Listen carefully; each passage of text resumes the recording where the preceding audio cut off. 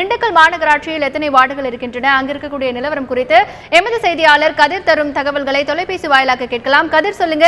இப்ப திண்டுக்கல் மாநகராட்சியை பொறுத்த வரைக்கும் எத்தனை வார்டுகள் இருக்கின்றன, அங்கே வேட்பாளர் பட்டியல் வெளியிடப்பட்டிருக்கிறது, எத்தனை பெண்களுக்கு வாய்ப்புகள் வழங்கப்பட்டிருக்கின்றன? கதிர், மொத்தம் திண்டுக்கல் மாவட்டத்துல 48 வார்டு இருக்குது. இந்த 48 வார்டுல பாதியா 24 வார்டுக்கு பெண்கள் வேட்பாளர் நிப்பாட்டப்பட்டிருக்காங்க மேடம்.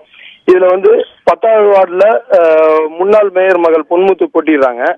வெற்றி வாய்ப்பு பாத்தீங்கன்னா அவங்களுக்கு தான் அதிகமா இருக்கு மேடம்.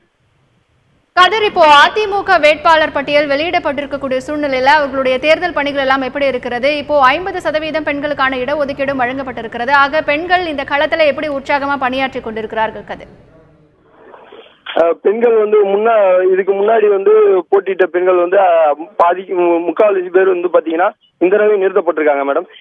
இதுக்கு பெண்கள் இப்பவே தங்களோட பணிகளை தொடர்ந்து செஞ்சுட்டு வந்துட்டு இருக்காங்க மேடம். கூடிய சீக்கிரம் விரைவில் முடிச்சுட்டு மறுபடியும் தேர்தல் பணிக்கு அடுத்த கட்ட தேர்தல் பணியை நடத்த போறதா அறிவிப்பு கொடுத்திருக்காங்க மேடம். கதிர், இப்ப சொல்லுங்க, திண்டுக்கல் மாநகராட்சி மேயர் பதவி யாருக்கு ஒதுக்கீடு செய்யப்பட்டிருக்கிறது? யார் மேயர் ஆவதற்கான வாய்ப்புகள் அதிகமா இருக்கு? கதிர், மேடம், திண்டுக்கல் மாவட்டத்தை பொறுத்த வரைக்கும் ஒரு பெண் மேயராருக்கு அறிவிப்பு கொடுத்துருக்காங்க மேடம். இதுல பாத்தீங்கன்னா முன்னாள் மாநகராட்சி மேயரா இருந்த மருதராஜ் அவரோட பெண் மகள் பொன்முத்து அவங்க போட்டிடுறாங்க. அவங்களுக்கு தான் மேடம் வெற்றி வாய்ப்பு அதிகமா இருக்குது.